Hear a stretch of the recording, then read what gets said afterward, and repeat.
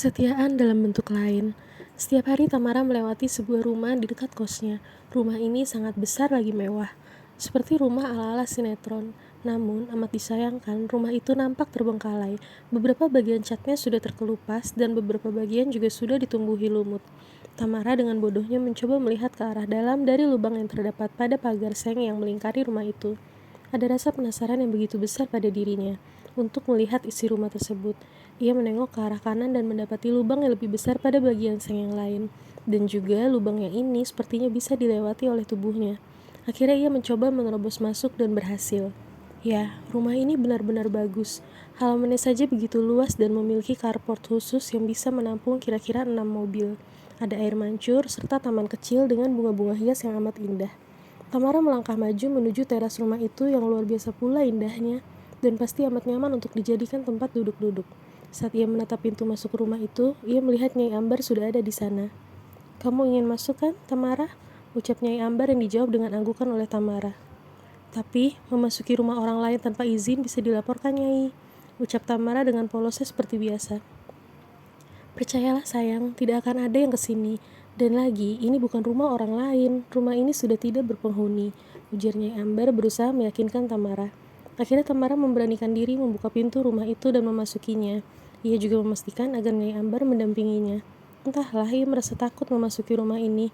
Walaupun tidak berpenghuni, tapi rumah ini terlalu mewah dan membuat Tamara takut.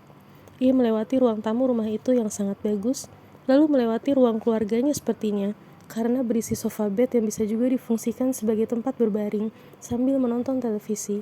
Tamara meneruskan langkahnya dan berbelok, kemudian ia mendapati dirinya berada di ruang makan yang tidak kalah mewahnya dengan lampu kristal yang tergantung di atasnya, juga seperangkat kitchen set yang juga terlihat sangat mewah. Dan di pojok ruangan ini, tepatnya di hadapan kitchen sink, ia menemukan sosok seorang wanita sedang berdiri membelakanginya sambil menangis. Wanita itu berwajah ayu, namun jelas ia berasal dari desa. Ia mengenakan hijab serta pakaian rumahan yang sangat sederhana namun sopan. Blus berwarna biru dan rok di bawah lutut berwarna coklat muda. Tamara mendekatinya. "Mbak," ucap Tamara pelan. Sosok itu nampak terjingkat terkejut. Sepertinya baru kali ini ada manusia yang bisa melihatnya. Siapa? Siapa kamu? Kenapa bisa?" tanyanya terbata. "Nama saya Tamara." "Ya, saya bisa lihat Mbak." "Nama Mbak siapa kalau boleh tahu?" ujar Tamara masih dengan kelembutan yang sama, khawatir karena melihat sosok yang ada di hadapannya begitu terkejut. Sosok itu nampak merapikan hijabnya yang sedikit berantakan, lalu ia menatap Tamara takut-takut. "Nama saya Nurul, Mbak," ucapnya lirih. "Jangan takut Nurul, saya manusia biasa kok," ucap Tamara sambil memberikan senyum termanisnya. Akhirnya dengan wajah masih takut-takut, Nurul pun tersenyum tipis membalas Tamara. Tamara meraih tangan Nurul seperti biasa. Sangat dingin, namun sosok ini berbeda.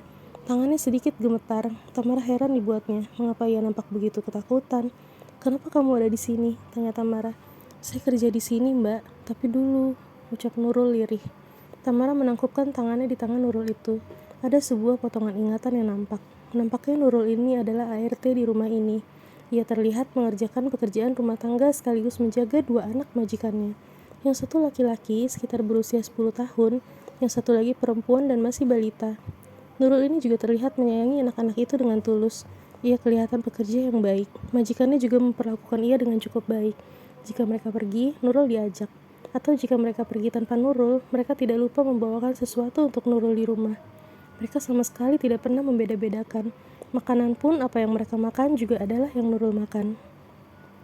Karena kebaikan majikannya, itulah yang membuat Nurul juga tak kalah loyal dengan majikannya, sebagai ucapan terima kasihnya. Ia cukup lama mengabdi pada keluarga ini, hingga ia bisa membangun sebuah rumah untuk orang tuanya di desa. Dan terakhir, ia sedang menabung untuk memberangkatkan orang tuanya naik haji. Namun suatu hari, ada kejadian yang menimpa Nurul dengan malangnya. Hari itu seluruh keluarga pergi berlibur. Kali ini Nurul tidak ikut. Ia jaga rumah, dan malangnya, hari itu, rumah itu kedatangan komplotan perampok yang hendak merampok rumah itu. Karena kesetiaannya, Nurul berusaha melawan mereka dan menjaga segala harta yang ada di rumah itu. Tapi kejadian naas menimpanya.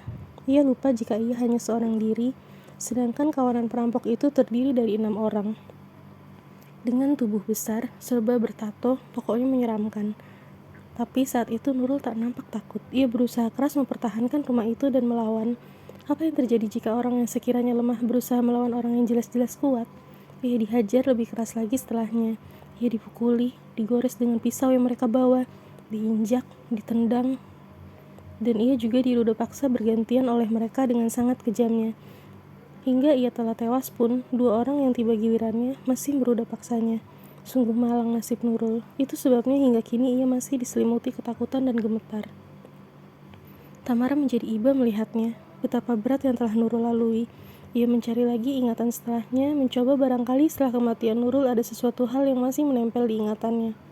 Ya, nampak majikannya yang bertanggung jawab mengurus proses pemakaman Nurul ke desa asalnya, memberitahu orang tuanya, dan memberikan sejumlah aset mereka sebagai permintaan maaf mereka, walau mereka tahu itu tidak bisa mengganti apapun, terutama kepergian Nurul.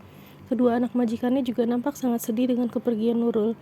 Mereka menyayanginya, mereka terus menangisinya. Mbak Tamara, tiba-tiba Nurul memanggilnya. Iya Nurul, sahut Tamara. Bisa jadikan saya hantu yang bisa membunuh mereka? Saya tidak terima diruda paksa, Mbak. Itu satu-satunya harta yang saya miliki kelak untuk suami saya. Tanya Nurul yang sama sekali tak Tamara duga. Tamara bingung harus menjawab apa. Nurul, kamu orang baik. Mengapa kamu mau berubah menjadi jahat? Karena saya kehilangan semuanya, Mbak. Saya masih ingin lihat orang tua saya berangkat haji. Kalau untuk itu, mungkin saya bisa bicarakan dengan majikan kamu, agar mereka mau memberangkatkan orang tua kamu. Ujar Tamara penuh keyakinan. Enggak, Mbak. Saya mau bapak dan ibu berangkat dengan hasil keringat saya sendiri. Dan yang pasti, saya ingin lihat para perampok itu mati dengan mengenaskan. Ucap Nurul. Kali ini raut wajahnya berbeda. Matanya begitu tajam menatap tembok di hadapannya. Ia terlihat sangat marah sekaligus menyeramkan. Sangat berbeda dengan wajah penuh ketakutannya tadi. Tamara melirik Nyai Ambar, terpaksa meminta bantuannya. Nurul, panggil Nyai Ambar lembut. Nurul sangat terkejut melihat keberadaan Nyai yang dari tadi tidak ia sadari. Siapa ini? Tanya Nurul pada Tamara. Tamara hanya tersenyum. Panggil aku Nyai Ambar, ucap Nyai Ambar. Tenanglah Nurul, sungguh sayang jika kamu merubah sifat baikmu itu. Tahukah kamu jika kamu sangat cantik? Ujar Nyai. Nurul hanya terperangah menatapnya. Aku akan membantu menjaga orang tuamu, namun aku tidak setuju untuk usahamu membalas dendam. Biarlah Tuhan yang membalas apa yang orang-orang jahat itu lakukan padamu. Jangan kotori hatimu, Cahayu, nasihat Nyai Ambar. Dan kali ini sosok Nurul itu mengangguk paham. Tamara pun merasa lega. Nurul memang terlalu baik, ia begitu berbakti pada orang tuanya dan setia mengabdi pada majikannya, hingga kehilangan nyawanya. Mbak, kamu bisa pergi dengan tenang sekarang, ujar Tamara. Nurul menatapnya tak percaya. Kemudian tak lama ia tersenyum, karena ia sudah melihat jalan yang nampak terbuka di hadapannya. Jalan yang selama ini belum dapat ia lihat. Nyai Ambar meraih tangan Nurul dan menggandengnya, hendak membawa ia pergi. Nyai, apa boleh saya melihat orang tua saya untuk terakhir kalinya sebelum saya benar-benar pergi? Tanya Nurul dengan sangat sopan. Nyai Ambar tersenyum lembut padanya. Tentu Cahayu, aku akan membawamu ke sana, ucap Nyai Ambar. Namun, Nyai Ambar memberi isyarat pada Tamara untuk pulang, kembali ke kosnya.